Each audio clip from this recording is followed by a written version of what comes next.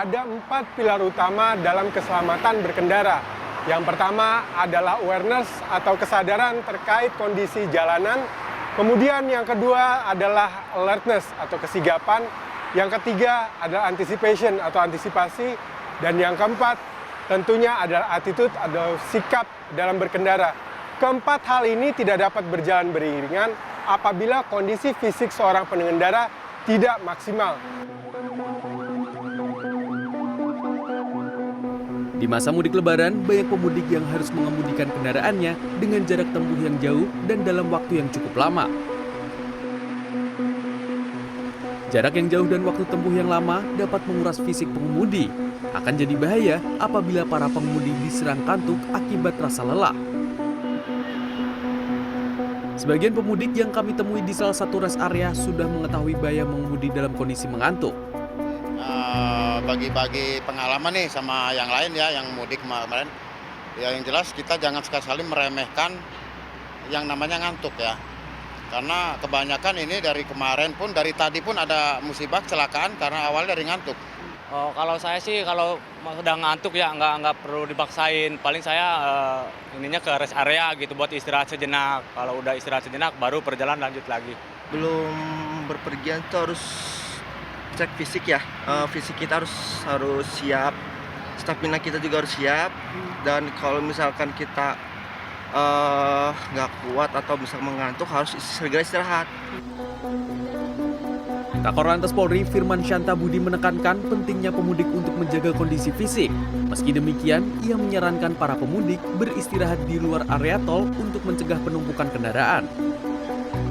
Kita sudah menyiapkan tempat-tempat yang lain dan termasuk menyarankan apabila masyarakat ada membutuhkan rest area boleh keluar dulu exit tol, nanti masuk lagi.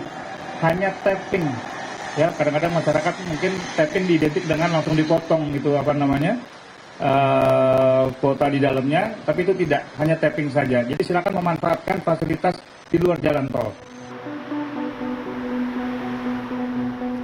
Pakar keselamatan berkendara dari Indonesia Defensive Driving Center atau IDDC Bintarto Agung mengatakan pengendara harus merencanakan perjalanan dengan matang sebelum mudik. Disarankan untuk tidak berkendara di luar jam biologis tubuh untuk menghindari kelelahan. Pemudik disarankan berhenti setiap 4 jam sekali dan beristirahat minimal 15 hingga 30 menit. Pemudik juga tidak disarankan berkendara lebih dari 12 jam sehari. Bagi Anda pengendara mobil, wajib mengatur posisi duduk dan jarak nyaman antara tubuh dan setir mobil. Dapat menjangkau pedal-pedal akselerator, pedal rem, pedal kopling apabila manual, itu dengan nyaman dan juga olah kemudi kita juga tidak terlalu tegang atau tidak terlalu kaku, itu dapat memberikan dampak benefit tambahan, yaitu kita mengurangi dampak daripada fatigue atau kelelahan berkendara tersebut. Bintarto kemudian menjelaskan, menurut riset Society of Automotive Engineer dan Departemen Transportasi Amerika Serikat, persentase kontribusi kantuk sebagai penyebab kecelakaan cukup tinggi, mencapai 20 hingga 30%. Setelah mengetahui apa saja langkah-langkah yang perlu dilakukan untuk mencegah kecelakaan akibat kantuk, maka hal ini perlu diterapkan oleh para pengendara secara disiplin. Jangan sampai ego kita untuk cepat sampai ke tempat tujuan justru menjadikan alasan kita tidak selamat sampai di rumah.